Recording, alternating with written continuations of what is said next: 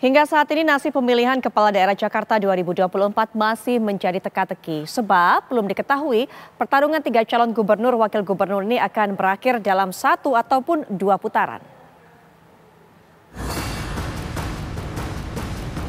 Para paslon dan tim pemenangan Kepala Daerah Jakarta 2024 boleh berkata apa saja untuk mengklaim kemenangan ataupun protes adanya kecurangan dalam pemilihan Kepala Daerah Jakarta 2024.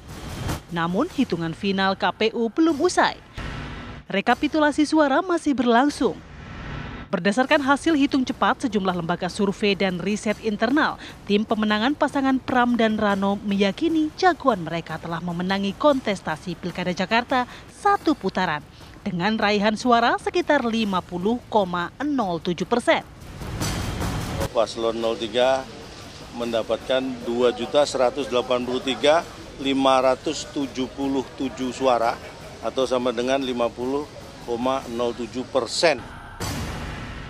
Kepuasan tim Pramono Anung dan Rano Karno tersebut berbanding terbalik dengan kubu 01 Ridwan Kamil dan Suswono. Walau selisih suara dengan Pramono Rano cukup jauh, namun tim pemenangan RK Suswono berpendapat Pilkada Jakarta akan berjalan 2 putaran berdasarkan hitungan internal yang dilakukan tim mereka. Tidak hanya yakin dengan hitungan internal, tim pemenangan Ridho bahkan menggelar sayembara berhadiah 10 juta rupiah bagi mereka yang menemukan praktik kecurangan di Pilkada Jakarta 2024. Dan hasilnya, tim Ridho disebut-sebut telah mengumpulkan sejumlah dugaan kecurangan. Dirasakan penyelenggara Pilkada, PPS dan KPPS tidak netral. Apa buktinya terjadi di Pinang Ranti?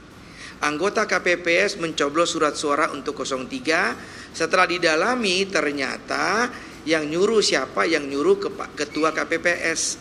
Kami meyakini ketua KPPS ini ada yang nyuruh. Dan kami yakin ini masif. Kebetulan saja itu ketemunya di Pinang Ranti.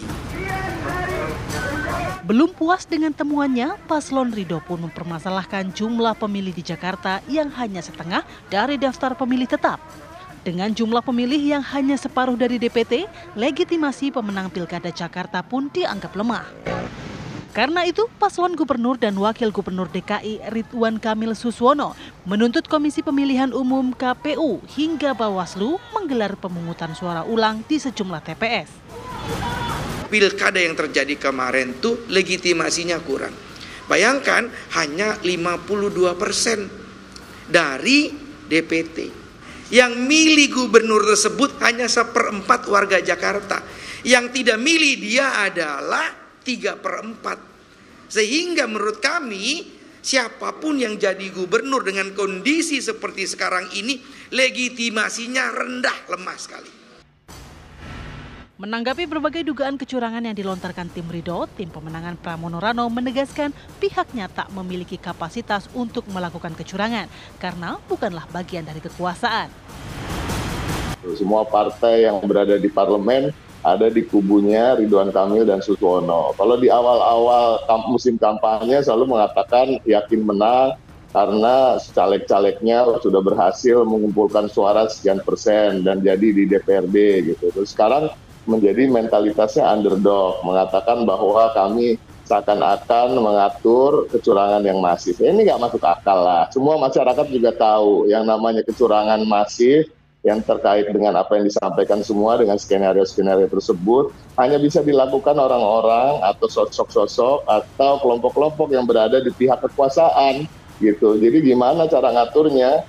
Bahwa kami ini partai parlemennya cuma satu yang menjadi pendukung, yaitu PD Perjuangan, kemudian ada Hanura dan Partai Umat yang tidak ada di DPRD DKI. Jadi agak sulit lah untuk dipercaya juga lah kisah-kisah seperti itu. Tapi nggak apa-apa, intinya ini namanya masih belum pengumuman, semua orang usaha yaitu sah-sah saja. Tapi pada prinsipnya kami bisa yakinkan pada masyarakat bahwa kami tidak melakukan hal-hal tersebut. Tidak punya kapasitas juga atau kemampuan untuk melakukan kecurangan seperti itu.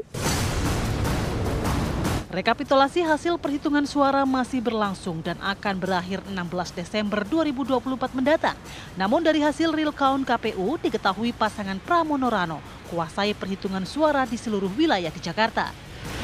Lantas, akankah tudingan kecurangan di Pilkada Jakarta 2024 terbukti dan Pilkada Jakarta berlangsung 2 putaran? Dari Jakarta, tim TV One mengabarkan.